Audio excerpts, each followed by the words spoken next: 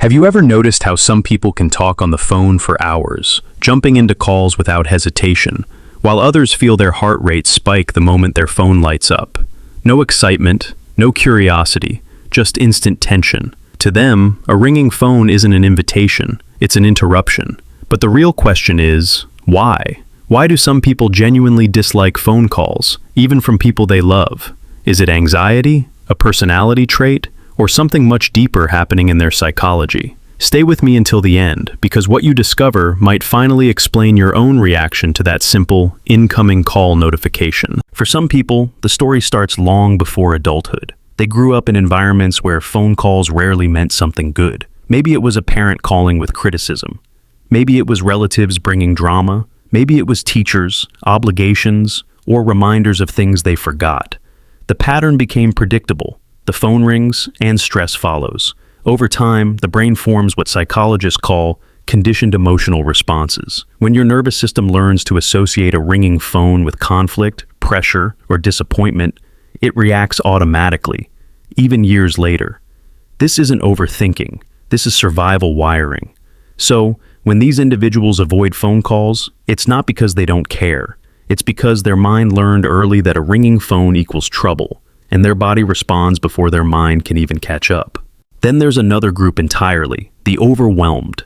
These are the people whose brains are constantly juggling tasks, work deadlines, meetings, studying, chores, notifications, messages, responsibilities.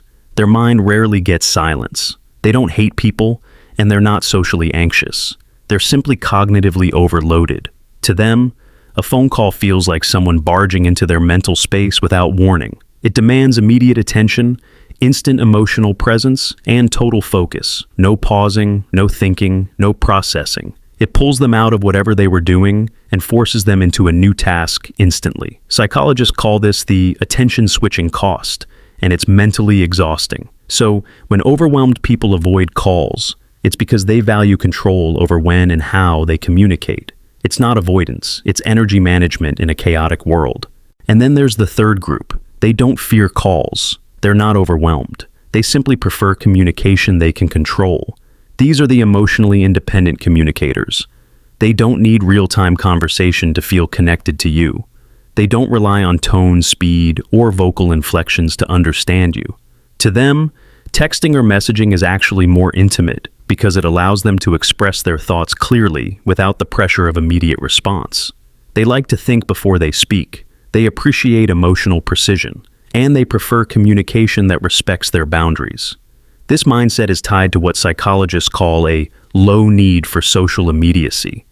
People with this trait aren't cold, they're self-regulated. They communicate deeply, but only when they have the space to do it thoughtfully. But here's the most interesting part. People who dislike phone calls usually share something deeper in common. Phone calls eliminate personal boundaries. Think about it. Calls demand instant availability. They require emotional output. They remove your ability to choose your timing. They pull you into someone else's world immediately, whether you're ready or not. Texting, messaging, or even voice notes allow space. Space to breathe, space to think, space to process feelings before responding. Phone call avoiders aren't distant. They're just intentional. They're protective of their mental energy. They are highly self-aware, and they prefer communication they can manage on their own terms. And this attitude doesn't stop at phone calls.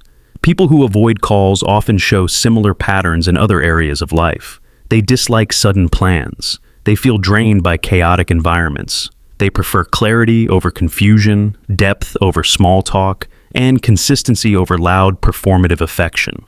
They are selective about the people they let into their emotional world.